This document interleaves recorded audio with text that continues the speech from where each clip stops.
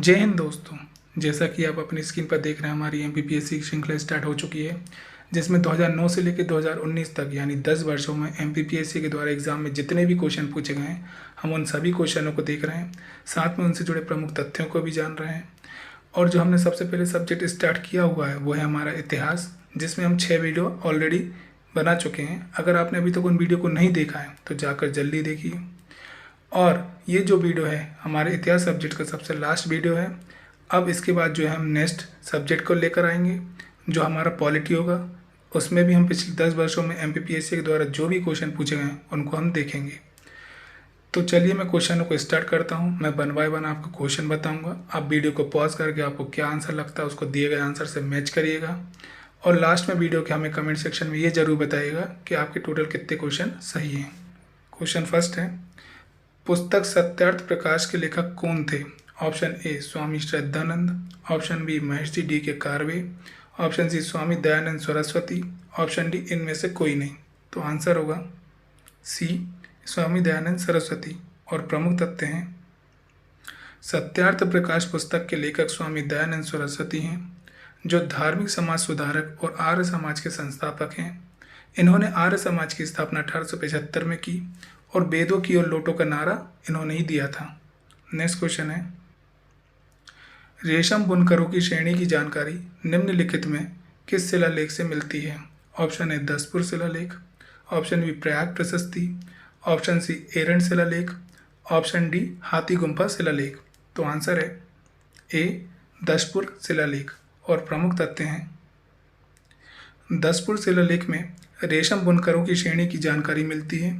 यह शिलालेख कुमारगुप्त के शासनकाल का है, जिसमें उनके राजपाल बंधु वर्मा का उल्लेख मिलने के साथ ही सूर्य मंदिर के निर्माण का भी उल्लेख मिलता है, याद रखिएगा। नेक्स्ट क्वेश्चन है, इनमें से वह प्रथम नेता कौन था जिसने भारत में मजदूर आंदोलन को संगठित किया? Option A BP Baliya, option B Lala Lajpat Rai, option C MN. Lokhande, option D NG. Ranga. तो आंसर है सी एम.एन. लोखंडे। और प्रमुख तथ्य हैं, भारत में मजदूर आंदोलन को संगठित करने वाले प्रथम नेता नारायण मेधाजी लोखंडे हैं, जिनको शॉर्ट में एन.एम. लोखंडे बोलते हैं। इन्होंने 19वीं शताब्दी में कपड़ा मिल में काम करने वाले कामगारों की परिस्थितियों में सुधार के लिए प्रयास किया।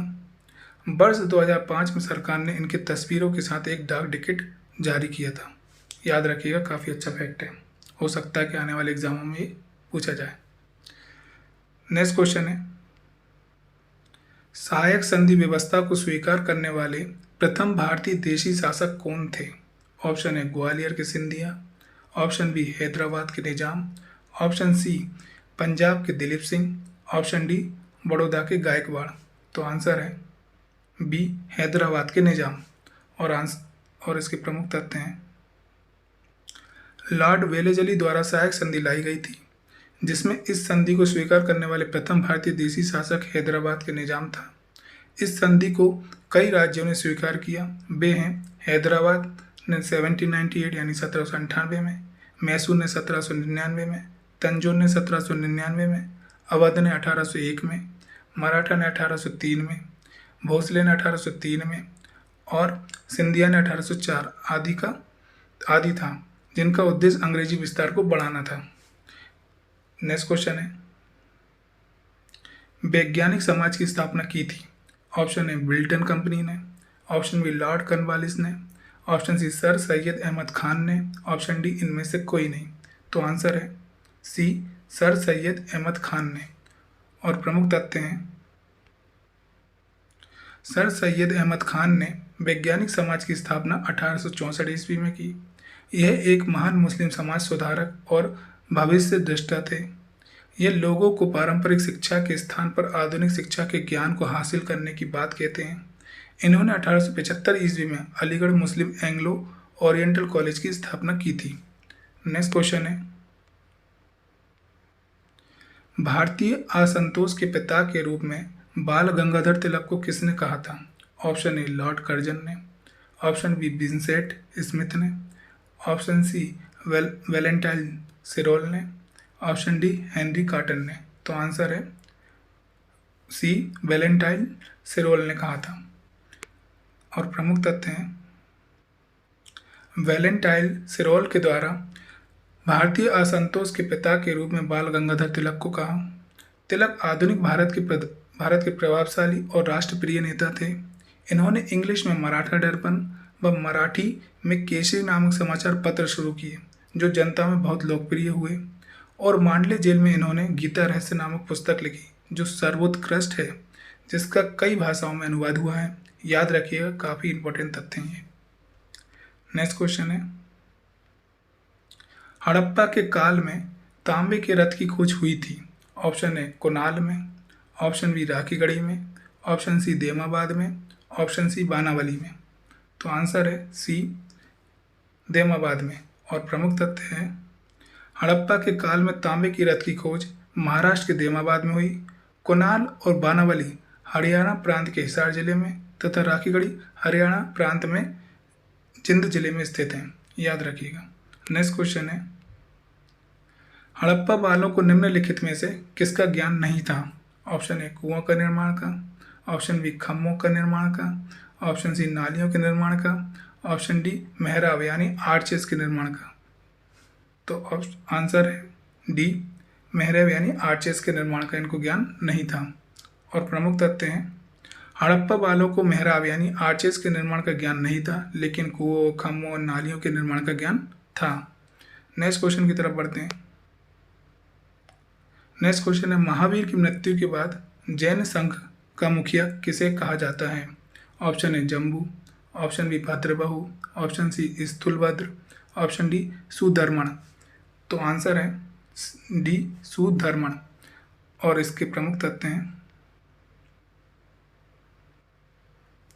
सुधर्मण को महावीर की मृत्यु के बाद जैन संघ का मुखिया कहा जाता है।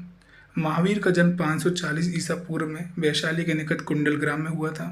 यह जैन धर्म के 24वें तीर्थंकर थे, जिन्हें वास्तविक संस्थापक के रूप में माना जाता है। ये वर्ण के क्षत्रिय एवं जाति के ज्ञातक थे।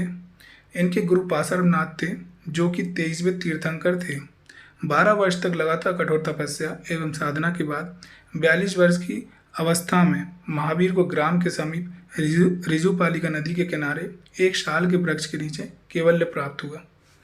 नेक्स्ट क्वेश्चन है, भूमि लगान के एकत्रीकरण लिए दिए जाने वाले ठेके का नाम है।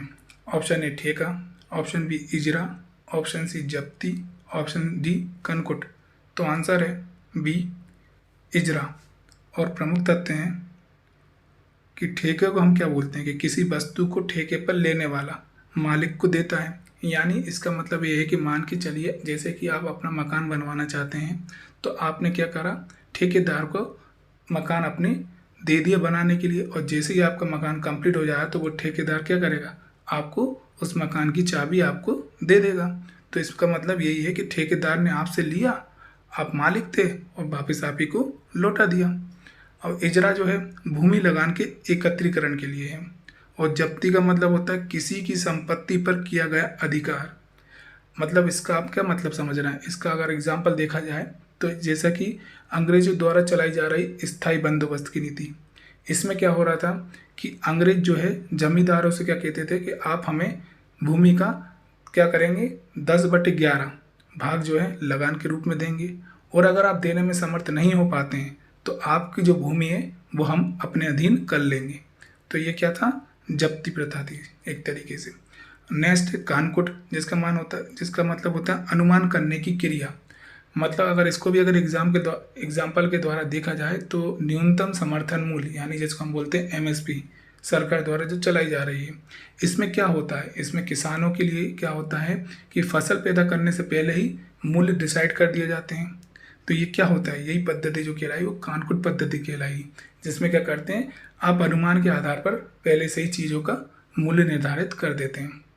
तो दोस्तों ये इतिहास विषय से संबंधित क्वेश्चन थे जो पिछले 10 वर्षों में MPPSC के एग्ज़ाम में पूछे गए हैं, और ये हमारा जो था इतिहास विषय का सबसे लास्ट वीडियो था। अब इसके बाद हम नेक्स्ट विषय को लेकर आएंगे जो कि हमारा पॉलिटी है। उसमें भी हम क्या करेंगे, इसी प्रकार से जिस प्रकार से इस विषय में हमने एमपीपीएससी के पिछले 10 वर्षों के क्वेश्चनों को देखा है, उसी प्रकार से हम पॉलिटी में भी पिछले 10 वर्षों में एमपीपीएससी के द्वारा जितने भी क्वेश्चन पूछे गए हैं उन सभी को देखेंगे। तो दोस्तों, अगर आपको ये वीडियो पसंद आया हो तो ज़्यादा से ज़्यादा लाइक करें, शेयर करें, और अगर आप हमारे चैनल पर नए हैं तो अभी के अभी सब्सक्राइब कर लें हमारे चैनल को, साथ में बेल आइकन को भी दबा लें ताकि हमारी आने वाली जो भी लेटेस्ट वीडियो की नोटिफिकेशन है वो आप तक सबसे पहले पहुंच सके। Thank you so much.